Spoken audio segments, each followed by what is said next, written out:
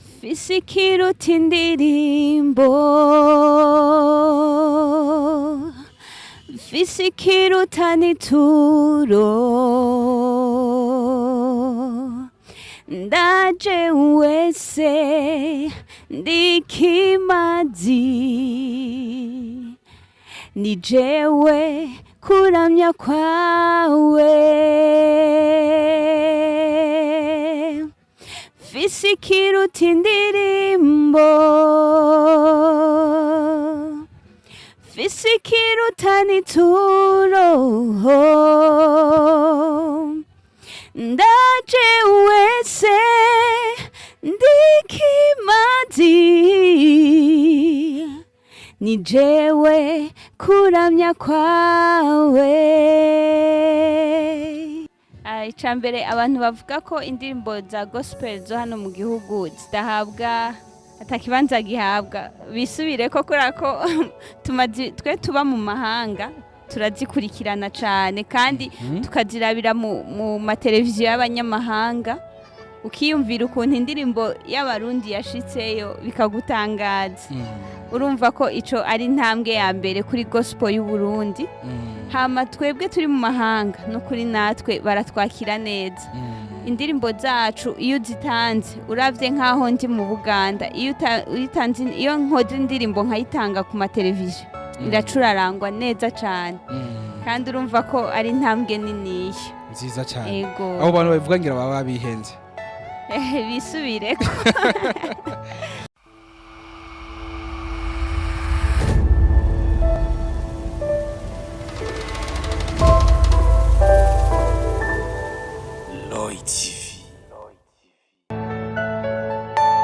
Are you all my personal dreams?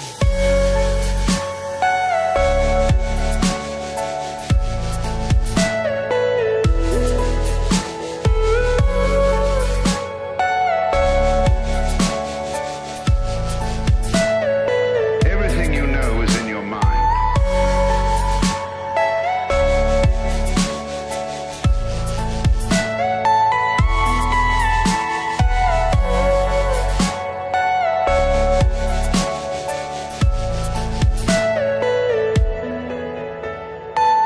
Mwiriwe cyase mwaramutse bakunzi ba Roy TV, twizera ko mumeze neza aho muherereye hose. Natwe tuba tumeze neza, turashima Imana uko yemeze kose, turabishima. Nawe ahura ushobora kuba ufise amagara make, haba kugwara canke kugwaza ndetse n'ibindi bigiye bitandukanye, kuko umuntu agenda arahura na byinshi.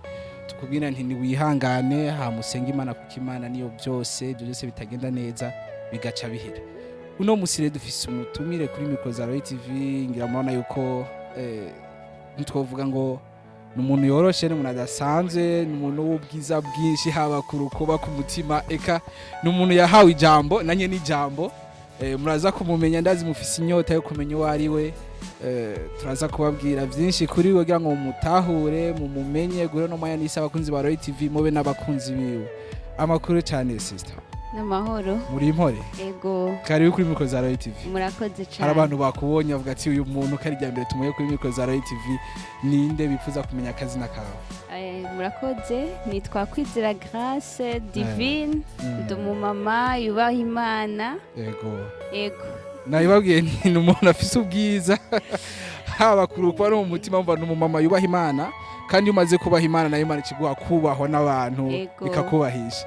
Muri impore ariko ego miriwe neza. Ego. Umunsi wagenze neza. Ego. Turabona menga amasasa nkayitereye, umunsi kuva mu gatondo shika amasaha niza kintu bimeze neza cyane.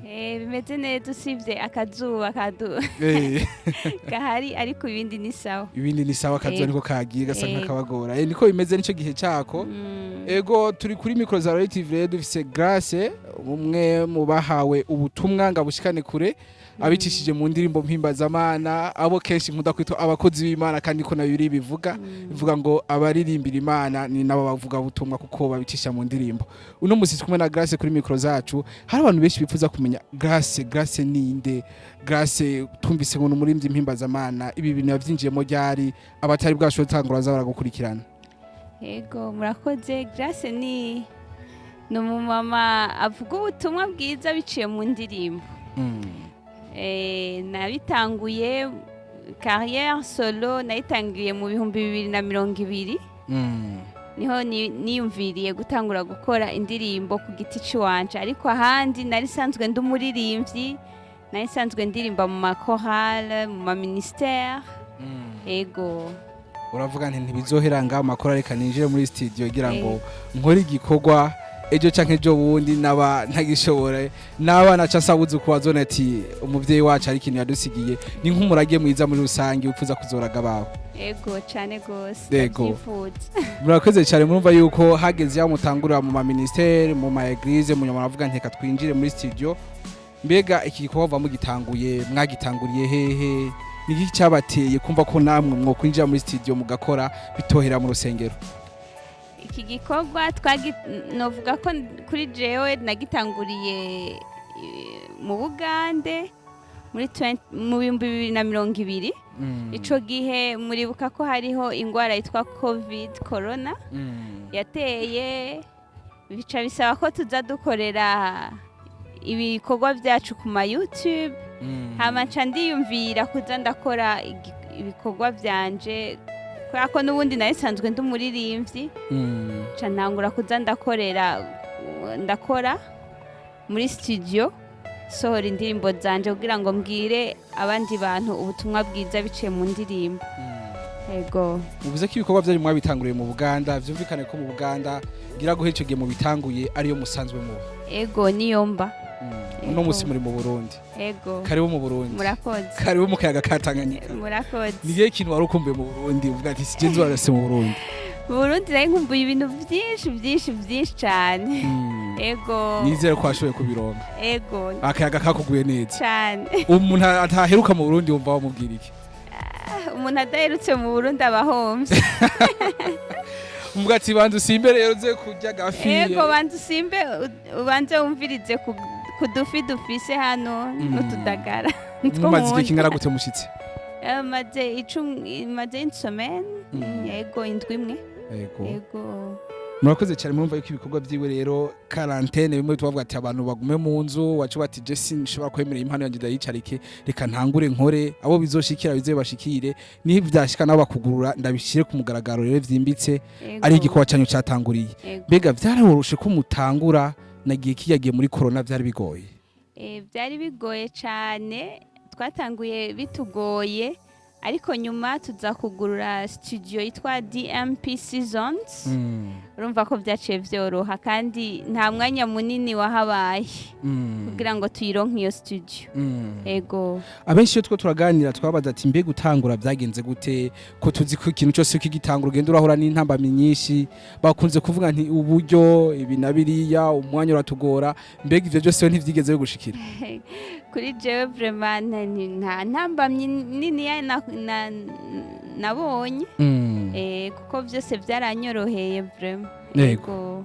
Cyaba ikibazo cy'uburyo haba umwanya, haba uburyo cyane ko twaciye turonka iyo studio idufasha. Urumva byaciye vyoroha. Ego. Ngira ni ko Imana yari ibirimo kuko ibintu byose biri mu Imana bigenda neza. Ego. Reka twizere ko bizotera byaguka bishike kure. Amen. Uno munsi Divine afise indirimbo zingahe kuri YouTube channel yiwe? Uyu munsi ndafise indirimbo ziwanje mfise kuri YouTube, mfise 3. Harimo ariko n'izindi nagiye ngira amakolabo. Ego. N'abandi bantu. Ego. Ariko ziri ku izina ryawe. Ego. Dusangiye nyine. Wowe gusha mu bati kadukore turi abantu 4-5 mugakora ikintu kimwe, kuvuga muvuga ati ni gwa rukundo nyine ngago dushikana ibikorwa hejuru, bishikire benshi bigatuma muja hamwe mugakorera hamwe. Ego. Mwizo 3 nazo zirimwo. Ego. Uno musabana bashaka kumva bakabati mureka tugende tumukurikirane. Boca bandika gute kuri YouTube channel kugira ngo bashobore kuba boshora kugutora byoroshe? Ego bandika DMP Seasons. Canke ni DMP Saison mu Gifaransa. Canke mukandika kwizera Grace D, naho nyene mushobora kubona ibikorwa byanje byose. Niho babisanga. Reka nize ko abakunzi ba Royal TV bazobikora ngo mumushigikire. Murumva yuko umuntu yahawe ingabire idasanzwe ariko agereza gusangiza benshi, nanyu mumwere ku rukundo mukore subscribe kuri channel yiwe muramukurikirana. Ariko ikindi kibazo bashaka kukubaza, mbega hariya mu Buganda abenshi bari mvyo ngayi wacu twakunda kubabaza bati location tugeze gushutinga biratugora, hari ibikoresho bimwe twira turabura.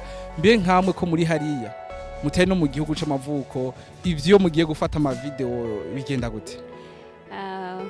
No kuvuga ngo hariya anye hari igihe bitugora ku ma location kubera igihugu ni kinini cyane kugira ngo uronke location nziza bisaba ko uba watambutse cyane muba mwagenze n'umuzini ntara. Yego mugenda kure cyane si nk'ibi Bujumbura muse ahantu hatoya, ariko hariya ni hanini gose kugira ngo ubone location nziza ukoreramo ikintu no kuba wayirondeye cyane. Gutwara umwanya ukwiriye. Yego n'agafaranga kaba karimo nizira ko udapfa kwaronka byoroshe. Yego ikintu uvuga nti kuva ntanguye kuririmba cage kirangora kikananiza kikavuga nti iki kintu vraiment kiramburira amahoro ni nk'iki? No vuga ngo kuva ntanguye kuririmba ikintu kiza kingora cyane ni amavideo. Amavideo. Utinya kamera none? Oya. Bigenda gute? Utinya ariko urumva iyo ukoze audio biroroha uri wenyene. Ariko iyo hageze video ewana no guhangayika gose. Imiruho? Ntaco murumva yuko video ngo niyumugora bivaye nuko bagenda kure, twumvise karano ngo hanini cyane, ariko akatwizera ko byose bishobozwa n'Imana kuko byose biri mubona biragenda neza. Ariko je nagumye nkiri inzara n'inyota avuga ati uyu muririmbyi nariko ndagukurikirana, ndabona indirimbo zawe ziko zirakundwa, ziko zirakurikiranwa n'abantu n'abakunzi ba Royalty bagende babikore vraiment divine twumere ku rukundo yemwe kuko yahawe ubutumwa agira ngo abusangize benshi natwe tumushigikire. Ariko mfise inzara n'inyota kumva uririmbe twicaranye uduhe kapera n'abakunzi ba Royalty bumva ati wa muririmbyi si ibintu yagiye kurondera ahubwo ni impano yiwe karemano Imana yamuhaye mu munota mukeyi gusa. Yego murakoze. Fisikiruta indirimbo, fisikiruta n'ituro, ndaje wese ndikimazi, ni jewe kuramya kwawe. Fisikiruta indirimbo, fisikiruta n'ituro, ndaje wese ndikimazi, ni jewe kuramya kwawe. Amen, amen, amen. Nagira ntango kuja mu mavuta nago make ninjira muri kuciheza ariko ntaco. Ko numvise ko mufise studio ngira nanje nirifuza kwinjira muri studio zo cabinyorohera. Na kibazo ni karibu. Ikindi kibazo nashaka kubabaza gatoyi muri nga mu gihugu hasanzwe hari yindi migwi iririmba, hasanzwe hari abandi bantu baririmba indirimbo mpimbazamana, mbega ntabo mwako murakorana ibikorwa nk'ibi kugira ngo mukomeze kwagura izina? Ngaha mu gihugu cacu novuga ko ntabo ndatangura gukorana nabo, ariko ndavyifuza, umutima wanje uravyifuza, ndibaza ko nzobigerako. Ego uno munsi divine abo usanzwe ukurikirana muri bagenzi bari indirimbo mpimbazamana ngaha mu gihugu muri batatu wumva ati wowe ati cagura mwa batatu ninde wumva watangura kuvuga? Murakoze, ndafise abantu mprefera kandi nkunda. Harimo umuntu witwa Apollinaire. Apollinaire. Uyo muntu vraiment ndamukunda cyane, mpora nkora n'amakava y'indirimbo ziwe kura kumukunda. Ego hama uwundi kwa Dudu. Wow. Dudu vraiment nawe ahari Imana imuhumugisha, ndamukunda nawe kandi nawe mpora indirimbo ziwe zama ku mutima kandi mpora ndazisubiramwo rimwe na rimwe. Ego nibaza ko hariho uyundi ariko araza kandi ariko arabikora neza cyane, yitwa Pasteur Lopez, ahari Imana imuhumugisha ariko arafasha umutima wanje gose yavyumva. Ego uvuze Apollinaire uvuga na Dudu n'amazina yagutse muri gospel nizira yuko atanumwe ayo mazina yageze imbere tugiye mu gisata cya gospel araca bugufi uyu mu apotre n'umuntu afise amavuta adasanzwe haba kuvuga ubutumwa kuririmba kabisa Imana imuhezagire kandi na Dudu ahari na Pastor Lopez kanawe tubasabira umugisha kuko bari kuhagarukana imitima yari yarihevye kuri Yesu Kristo ariko uyu munsi hariho ibintu bigenda birigaragaza cyane aho kenshi ngaho wumva ngo indirimbo za gospel nta kibanza kinini zihabwa mbega aho musanzwe mubikorera indirimbo za gospel bazi ikibanza kingana gute murakoze icambere abantu bavuga ko indirimbo za gospel zo hano mu gihugu zidahabwa atakibanza gihabwa bisubire ko kurako twe tuba mu mahanga turazikurikirana cyane kandi tukazirabira mu mateleviziyo y'abanyamahanga ukiyumvira ukuntu indirimbo y'abarundi yashitseyo bikagutangaza urumva ko ico ari intambwe ya mbere kuri gospel y'u Burundi hama twebwe turi mu mahanga no kuri natwe baratwakira neza indirimbo zacu iyo zitanze uravye nkaho ndi mu Buganda iyo nkoze indirimbo nkayitanga ku mateleviziyo iracurarangwa neza cyane kandi urumva ko ari intambwe niniya nziza cyane abo bantu babivuga ngira baba bihenze bisubire ariko uyu mwaka turi mu ntango z'umwaka turi mu kwa kabiri murumva yuko tukiri mu ntango z'umwaka abakunzi bawe cyangwa abakunzi ba gospel muri rusangi bitega iki abakunzi banje aho bari bakomeze kunkurikirana icambere nico gikuru kuko mutankurikiranye ntawe muzobona ibikorwa byanje cyane ariko bitege yuko ngiye gukora cyane hari ibintu biri inyuma biko birahinda ariko muzobibona abakunzi rero mwumve ko abafite ibintu byiza cyane ahubwo mukomeze mukurikirane kugira ngo nibyaza baze babironke kandi bize ububake murakoze cyane uno munsi muri mu gihugu cy'u Burundi mbega ikintu muvuga nti ava yuko ngenda nipfuza ko nzosiga ngaha cyo tuma nabo twari kumwe bibuka ati divina heruka ngaha mu gihugu mutegura kwa mwokora mu gisata cyo kuririmba n'inkice mushaka ko murategura concert mushaka kuba mufise ahantu mwatumye muvuga ati muzogenda gusangiza abandi ubutumwa ico kintu tuko turaciyumvira ariko subu turiyumvira kuzogaruka gukora ikindi kintu nababwiye yuko duse DMP Seasons iyo studio ikoreramwo abaririmbyi batandukanye niyo mpamvu tuko turayagura urumva turashaka kuzoza tukaza nka team ya DMP tukaza gukora igitaramo ngaha mu Burundi bivuze ko naho uri ngaho uticaye uko genda uraba ati mbe bizogenda gute yego ndagenda suma reka twizere ko Imana izobikora rero tukaronka ubwo butumwa tukabona n'abandi baririmbyi bagiye batandukanye bari mu mugwi ariko uno musa murashaka kubakurikina akavuga ati n'uwo mugwi ko numva urimo abarimbi mpimbaza barimbi indirimbo mpimbaza Mana nawe akayifuza kuba umwe mu wo mugwi vyo musabiki yo cyahehe vyogenda gute canke bikunda ku bantu basanzwe bari mu gihugu cy'u Buganda gusa nukuvuga twebwe sumugwi DMP sumugwi DMP ni studio ifasha abaririmbyi kugira ngo baduge biboroheye rero uyo muntu ahari niyo abafise iyo mpano ntayifisha ubusa ariko azotwegere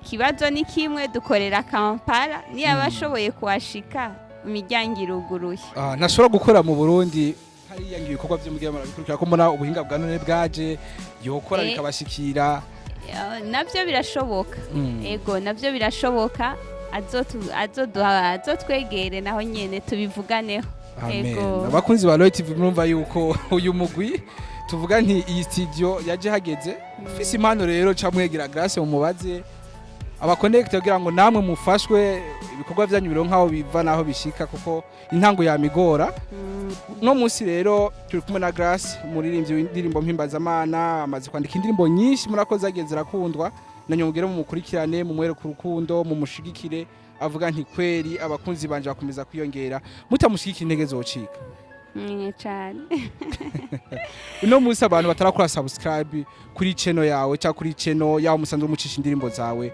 ni ikintu wabasaba novuga ngo abantu batarakora subscribe kuri channel yanje yacu ya DMP Seasons ndabasaba gose kuyikora mudushigikire nta kindi atari ukuvuga ubutumwa bwiza na cane cane mudutege yompi niko novuga murakoze cyane reka tuze ko azobikora bagende babikore ntacyo bitwaye usibye gusa ko dusanga harimo panika amamegania yandi nyene tumushigikire vraiment divine mukora ama subscribe mumushigikire mwandike muri commentaire aho bitagenda neza mumubwiye kuko yakira ivyimviro vya bose kuko ni Imana yabahamagariye n'abakozi b'Imana ngo twabibabwiye ariko ndashaka kumenya uno munsi aho musanzwe muri mu Bugande haraho twita ama eglise musanzwe mwinjira muri eglise yihe Jenny nkorera umurimo w'Imana muri Lion of Judah Healing Ministry pasiteri wanje akaba yitwa Kamenge Dieudonné ahari ndamuramukije ariko siho honyene ndafise na ministère nkoreramwo yitwa The Worshipers International Ministry iba nayo Kampala duhuriyemwo n'abaririmbyi batandukanye bava mu bihugu bitandukanye nayo nyene ndayiramukije ahiri murumva yuko ibikorwa by'Imana Grace abikora henshi agiye atandukanye niyo mpamvu dutezwa kumushigikira twese reka dushimire nabo bose mukorana kugira ngo igikorwa cy'Imana ikomeze kwaguka reka rero dushimire abari kora dukurikirana kuko tubikora ku bwabo Grace rero mumwere ku rukundo Grace mukore subscribe Grace mushe mu commentaire indirimbo zibo muzikunde muzihanahane kuko n'ubutumwa bwiza Grace uno munsi rero uri nga mu gihugu twizera neza ko tukiri kumwe nihagira kugenda ngira muzotubwira tukaza tukanasezerana kugira ngo nabakunzi ba kuri Royalty bamenye ati Grace wacu yasuye mu gihugu cya Buganda nzobabwira naho mukuza mutatubwiye ngira gatelefone karabagora ariko nibaza ko ari mwe babivuze na cane cane manager wanje yitwa Ciza nibaza ko yo yarabitangaje ku radio ntaco ngira twiyara twibagiwe ariko ngira uwo musa azotubwira tuze dusezerane abakunzi ba Royalty bavinya ati Grace wacu yasubiye banamuterera isengesho kugira ngo urugendo rwozagenda neza uno musire Grace turi kumwe n'umurimbyi yandika neza indimo ziwe nazibonye ziraryoshe nanyu mugere muzirabe muzikunde mumushigikire reka rero tumushimire kuma yaduhaye murakoze twizeye ko n'ikindi gihe uzoduha cyane gose ariko nshaka gusaba rero kandi tuca turangiriza ko ku bakunzi ba Royalty TV kinumva bo basaba mu kurangiza abakunzi musanzwe mukora n'ibikorwa hariya manager wawe Ciza mu mwanya uri ngaha muri kumareka gufasha ibikorwa ico nawo mubwira icyambere abakunzi ba Royalty TV Imana ibaho umugisha kubona mukikurikirana Royalty TV ikora ibikorwa byagutse cyane mukomeze muhimirize n'abandi gukora subscribe kuri Royalty TV kandi ni mubikora Imana izabaha umugisha hama nkaba ni cyane reka mvuge ku bakunzi banje mukomeze kunshigikira no kunkurikira nkaba nshimira cyane ku bantu bamfasha amaboko ntibagiye Ciza muri Voix d'Espoir ntibagiye Senga Serugabika umuhanzi ku giti ciwe Senga Serugabika uwo muntu cenda mwibuka intasho nyinshi kuri Senga ati Royalty TV irakora mu kiti ndamubwira nzomubwira ninagenda ntibagiye ministère yanje The Worshipers aho iri Imana ibaha umugisha kubona mukimfasha namwe na eglise nsengeramwo cyane cyane kuko eglise itaguhaye umugisha ntiwemerwa hanze ariko hari umuntu utavuze wambwiye kuri umumama w'abana babiri hariho na se w'abana ari watubwiye byose n'aka kanya kaboneka kandi nawe niwe ampa courage yo gukora niwe atampaye uruhusha niyo sinokora Imana imuha umugisha umutware wanje ahari murakoze cyane ni Grace vraiment umuntu ubona yuko afise ijambo muri we mbwira mu mushigikire natwe nize ko abakunzi ba Royalty TV duca tugenda dukore subscribe kuri channel yiwe kugira ngo tumwereke urukundo Grace mwakoze cyane murakoze n'ikindi gihe karibu kandi ibikorwa byiza Imana ikomeze ibagurire mushikana ubutumwa kure kuko nivyo Imana yavuze reka tuze ko rero urukundo Grace mugiye kurumwereka turangize dushimira abakunzi ba Royalty TV wakoze subscribe hari n'abatarakora subscribe tubasabe vraiment kora subscribe bibasha mudushigikire mutwere ku rukundo mureke kubishiramo inzigo kuko tutabafise Royalty TV ntiyo baho mugere mu mwe ku rukundo Grace twongere duhure mu kindi kiganiro Imana ibampezagire cyane amen